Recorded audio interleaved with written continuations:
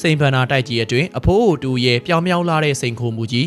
စိတ်အများဆုံးထွက်ရှိရာအာဖရိကဒေသမှာရွှွတွေကြားကစိတ်မဖြစ်ခင်ကြောက်မြတ်အရိုင်တုံတွေတူးဖော်နေကြတာကိုမြင်တွေ့ရမှာပါ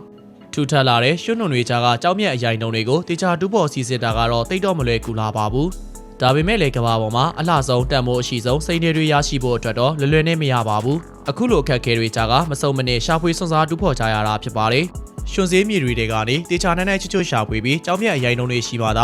ာစိန်စင်းကိုရောက်ရှိဖို့တက်ခွဲခန်းမှာအစစ်စစ်ဖြတ်ကျော်ရတာဖြစ်ပါတယ်။ပြီးမှသာကျွမ်းကျင်ပညာရှင်တွေကစိန်ရဲ့အရေးသွေးကိုတေချာစစ်စစ်ပြီးအယောင်းဝယ်ပြုလုပ်ကြတာဖြစ်ပါတယ်။အဲ့ဒီအချိန်မှာခန်းနာထဲဝါလာတဲ့လန်ဒန်မြို့ကြီးတွေကစားသောက်ဆိုင်တစ်ခုမှာလာရာလို့ခေါ်တဲ့အမျိုးသမီးတူတယောက်ဟာသတင်းတောက်မလေးတူနဲ့စကားသမီးပြောဆိုနေပါတယ်။သတင်းတောက်မလေးကထူးခြားတဲ့လာရာဘွားဇက်ခွန်အကြောင်းကိုစောင်းမအဖြစ်ရေးဖို့အင်တာဗျူးနေခဲ့ပါတယ်။စကားပြောနေရင်မှလာရာဟာ168ကာရက်ရှိတဲ့အလွန်လှပတဲ့စိန်နှုံးကြီးကိုထုတ်ပြလိုက်ပါတယ်။ဒါဆိုရင်တစ်ဖြက်ဖြက်လက်ပြီးတောက်ပဖန်ဆာနေတဲ့စိန်နှုံးကြီးပိုင်ရှင်လာရာဆိုတဲ့အမျိုးသမီးကြီးကဘယ်သူပါလဲ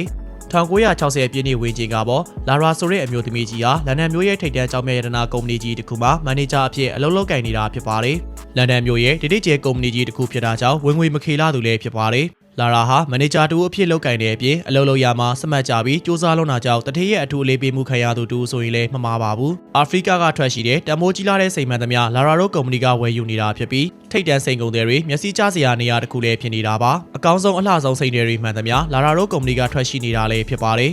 တနေ့တော့လာရာတို့ကုမ္ပဏီအတွက်မထင်မှတ်ထားတဲ့ကံကြမ္မာဆိုးတစ်ခုဝင်ရောက်လာပါတော့တယ်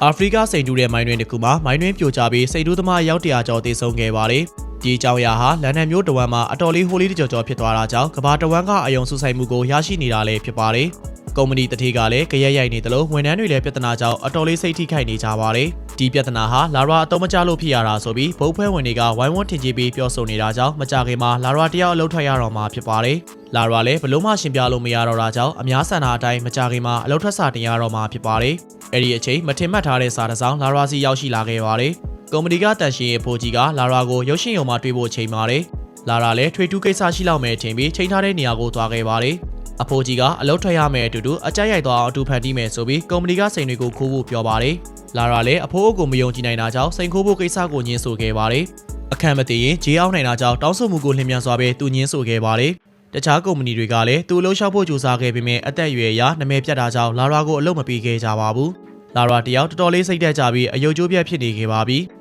နောက်တော့တန်ရှင်အဖိုးကြီးကန်လန်းလာတဲ့စိန်ခိုးမဲ့လုပ်ရက်ကိုသဘောတူလိုက်ပါပြီအလုံးမထွက်ခင်မှာစိန်တွေကိုပြီးတခြားနိုင်ငံကိုထွက်ပြေးဖို့လာရာစားတင်စူးစမ်းပါတော့တယ်ဒီလိုနဲ့လာရာတယောက်ဟောတိုက်ခန်းကိုသွားပြီးစိန်ခိုးဖို့တိုင်ပင်ကြပါတော့တယ်စိန်တွေဟာအခန်းတွေထဲမှာလျှို့ဝှက်ကုတ်တွေနဲ့တေချာသိမ်းထားတာကြောင့်ခိုးယူဖို့ခက်ခဲပါတယ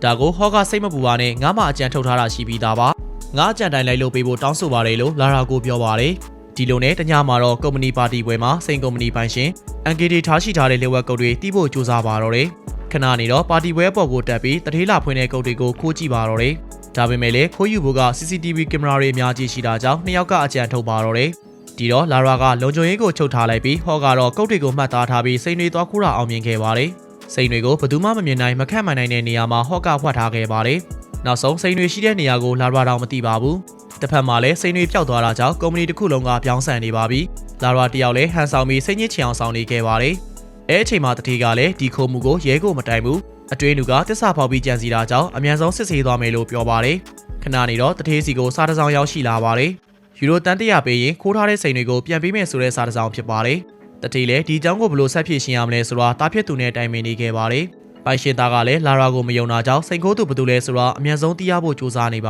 တယ်လာရာလက်ပွေကိုယူပြီးတခိုးကိုအမြန်ဆုံးဖော်ထုတ်နိုင်ဖို့ကြိုးစားပါတော့တယ်လာရာတယောက်လည်းထောင်နှန်းဆန်ပြီးအမှုကြီးပေါ်မှာကိုအတော်လေးကြောက်လန့်နေခဲ့ပါတယ်ဒါကြောင့်ဟော့ကိုအဖြစ်မှန်ဝန်ခံဖို့ပြောပေမဲ့ဟော့ကလက်မခံပါဘူးခဏနေတော့ပိုင်ရှင်သားဟာတရားခံဟာလာရာဖြစ်ကြောင်းလက်ပိတ်မှာပေါ်နေတာကြောင့်လာရာကိုခေါ်ပြီးအရေးယူဖို့လုပ်နေစဉ်အတွင်းမှာအဖေဖြစ်သူကရုတ်တရက်နှလုံးဖောက်လာတာကြောင့်လာရာတယောက်ကန်ကောင်းသွားပါတော့တယ်ဒီလိုနဲ့ဟော့စီသွားပြီးစိန်နေသွားရှာပေမဲ့မတွေ့ခဲ့ပါဘူးဟော့ကစိန်တွေကိုအလုတ်ခန်းထဲမှာတင်ထားတာဖြစ်ပါတယ်အစားကတော့ဟော့ကိုရဲလက်အဖို့စူးစမ်းပေမဲ့ဟော့မျိုးသမီးကကင်ဆာရောဂါကြောင့်ငွေလုံးနေတာသိသွားပြီးလာရာမလုပ်ရခဲ့ပါဘူးနောက်ဆုံးမှာတော့ကုမ္ပဏီပိုင်ရှင်ကဟော့တို့ကိုယူရိုတန်100ချက်လက်မှတ်ထုတ်ပေးလိုက်ပြီးစိန်တွေကိုပြန်ယူခဲ့ပါတယ်ကံကောင်းကျင်တော့ဟောနဲ့လာရာတို့နှစ်ဦးထောင်နှန်းမဆိုင်ရတော့ပဲစီးစိမ်ချမ်းသာတွေနဲ့အတူဘဝကိုအေဂျင့်စွာဖြတ်တန်းနေထိုင်သွားပါတော့တယ်